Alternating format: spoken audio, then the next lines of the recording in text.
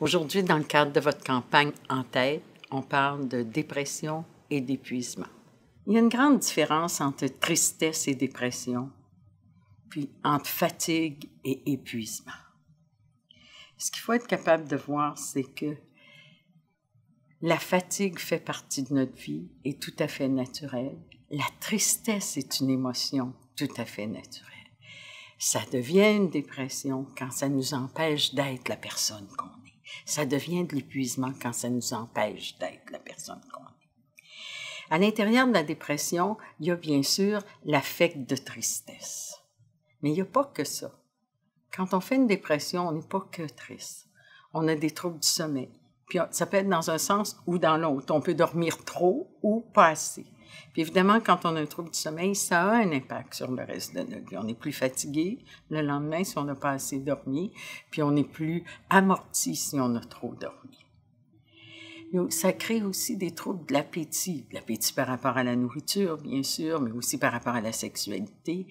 Dans l'ensemble, quelque chose qui nous tentait nous tente plus. On aimait faire telle chose, puis là, on n'aime plus ça, faire cette chose-là.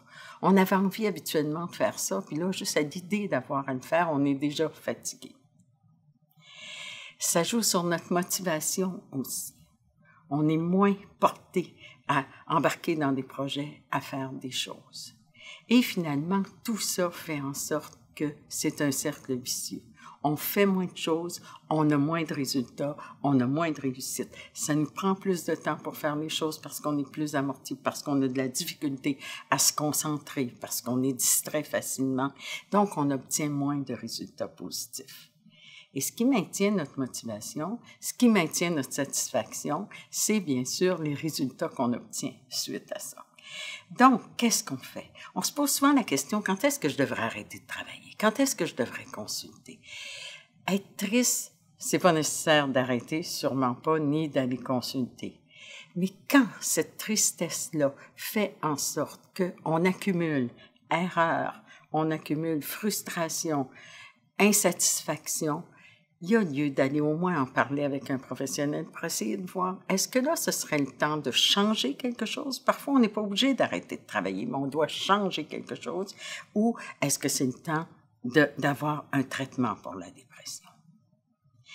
Pour ce qui est de l'épuisement, on parle de l'épuisement professionnel, souvent du burn-out, comme étant une catégorie à part. C'est effectivement quelque chose de particulier qui inclut à peu près les mêmes symptômes que la dépression.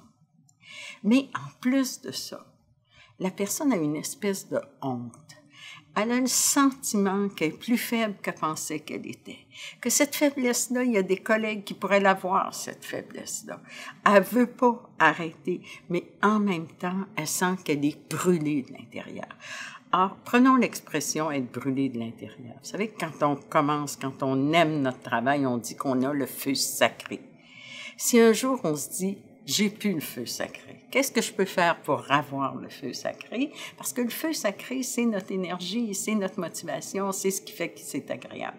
Bien, si ce feu-là est éteint, si en plus à la seule idée de faire un travail, d'entrer quelque part, de parler à un collègue, on est déjà fatigué, il faut quand même lever un drapeau et ça veut dire aller consulter, aller en parler avec quelqu'un, au moins avoir une personne, un ami à qui on va confier ça pour justement ne pas tomber dans la honte.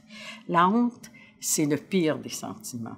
Et croyez-moi, des gens qui sont épuisés, il y en a, et des gens très forts, et des avocats très, très forts. Et ça, votre profession vous pousse à être fort, à avoir l'air fort. Fait que d'accepter que peut-être vous êtes rendu au bout du rouleau, c'est difficile. Et croyez-moi aussi, il n'y a pas que la quantité de travail qui fait que vous devenez épuisé. Posez-vous la question, dans quel climat je travaille? Est-ce qu'il y a quelque chose que je pourrais faire pour diminuer non seulement les exigences que les autres me mettent, mais celles que je me mets? Est-ce que je suis en situation de conflit que je pourrais résoudre? Parce que ça, la cause de l'épuisement professionnel, c'est loin d'être seulement la quantité de travail, mais c'est surtout le climat.